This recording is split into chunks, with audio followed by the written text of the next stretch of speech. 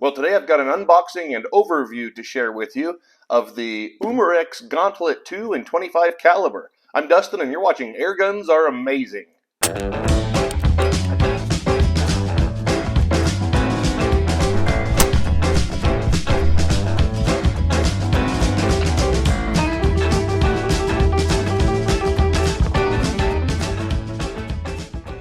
Well, up to this point, the only Umarex air guns I've had are CO2 guns, like their version of the Glock 19 and also the Colt Peacemaker.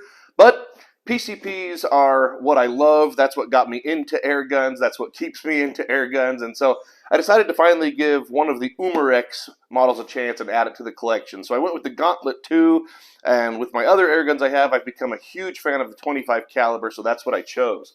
Well, since we're doing an unboxing, let's start by opening up and just seeing what comes with it. This is a genuine unboxing. This was delivered today, and I have not opened this. And by the way, with air guns, it's an interesting thing. You know, normally I buy firearms, and I do a lot of firearm shooting and firearm YouTube videos and background checks and all that. Well, this was just ordered on Amazon, and they didn't even knock on my door. I happened to walk outside, and this was leaning up on my porch. So what do we have? We have the paperwork, the Umarex sticker, owner's manual, all that stuff all bagged up. I just keep that stuff in my gun safe. Over here, strapped down with tape, we've got a single shot tray, and it looks like, yeah, it has two 8-shot magazines. I was actually not expecting that. I expected it to have one, but lo and behold, two 8-round 25 caliber magazines. That's nice. I was actually planning to buy a second one, so what do you know? That'll save a little bit of money. Over here, I'm going to guess, I've not read the manual yet, but I'm going to guess that this would be a degassing tool, but that will remain to be seen. Alright, well now, let's pull out the rifle itself. Just move a little bit of stuff out of the way here. Alright, which end's open? Looks like it's this one. Heavy duty thing, that's for sure. Alright. Well, there it is. Right off the bat, I'll tell you, I like that stock material a lot. And the gun, you know, it's a bit bulky, we'll say, to put it nicely, but that's the way air guns are. I mean, they have to have all this internal valving, and there's a tank and everything, so they're not slim like some of the firearms, but it's not as bad as I thought it was going to be. And I don't have anybody behind the camera, so I can hold this up here. It's not bad at all, actually. I really like it, to be honest. And it's got a little, that looks like a quick detach, a QD mount, and there's not another one on the front, but it does have M-locks. I don't know if I'll end up slinging this. This feels more like a bench rest gun, like shooting from a table. But if I do decide to sling it, I do have QD mounts, and one of them is M-lock, so I could put one here and the other one up there.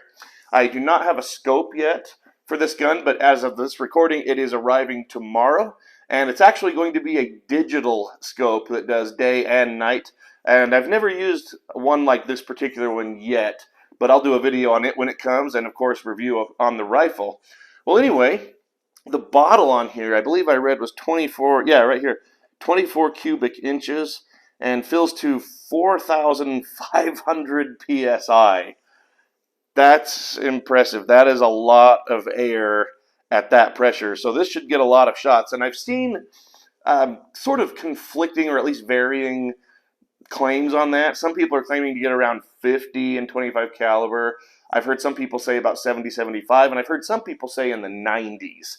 So I'll be checking that myself, so make sure you hit that subscribe button down below and be here when I do that.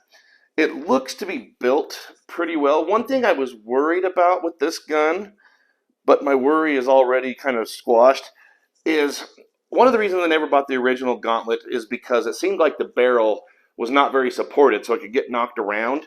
And I know, you know, we like to go shoot things like prairie dogs and ground squirrels, and sometimes you're jumping out of the truck really quick, and if the barrel hits the edge of the door or something, it can get knocked, and then your scope's not zeroed. But this has a nice band right here, and it even has a liner, so it's tight. It's not just wobbling loose. Up here, this doesn't seem to actually be holding the barrel, but at least it's close enough to it. It's not going to let the barrel get knocked far enough that I think it would move and then stay moved. So yeah, my concern, I would say, is squashed. I'm no longer worried about that. Coming back here, the rail on it, I'm not sure if that's metal or if it is plastic. I want to say it's metal. It's cold. Feels like it's metal, and it's got it'll take Picatinny mounts. But up here, those, yeah, that is actually also slotted, though it is also an 11mm dovetail.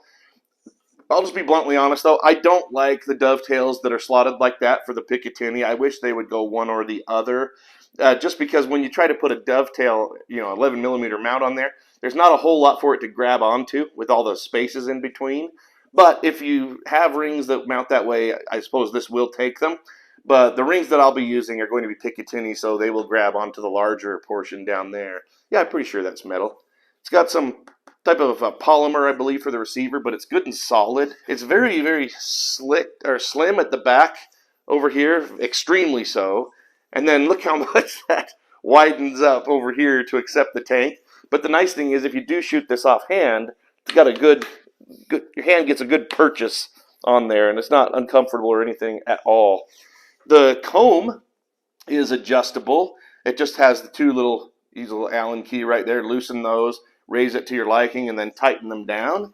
And it looks like, I'm going over this gun for the first time here with you, but it looks like the manual safety is that right there. I suppose that's not bad. I prefer when the manual safety is a lever up here, similar to the Avenger or like my FX Dreamline or many of the firearms. The bolt handle, it's not a side lever. I do prefer the side levers like a couple of my rifles have. This one is the bolt, and you lift it up, and then it just, yeah, that'll do fine. Go ahead and decock that again. The trigger, decocked. I wonder if it feels that long cocked. Let me just hold on to this.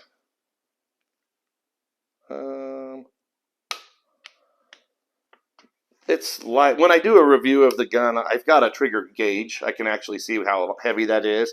It doesn't feel heavy, but it feels long. I don't know if I like how long that is. Believe it's adjustable, though. I need to look into how to adjust it. We'll see if maybe I can take some of the pull out of that. Looks like the gauge is right here. Again, fills up to 4,500. It is regulated, and on the box, I believe it said the regulator is set at 2,100. I don't think it's adjustable, and again, I'm going to be learning this gun as I go, so if that's not true, I'll correct that in a future video. Or you correct me in the comments. That's fine, too, if you already know the answer. Now, I don't know that it will be best to fill it to 4,500 all the time.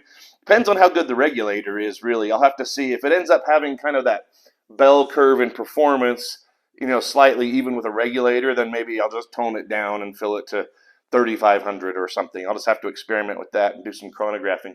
Well, anyway, now that you've had a nice good look at it, let me go ahead and get the rail mounted on the bottom and the end lock slot and put a bipod on it and see how that looks.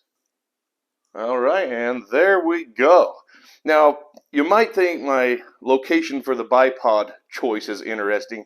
Normally, I like to have a bipod as far forward as possible, whether it's airgun, firearm, whatever, just because I get better stability the farther up it is. And there are slots. This is a farther one up.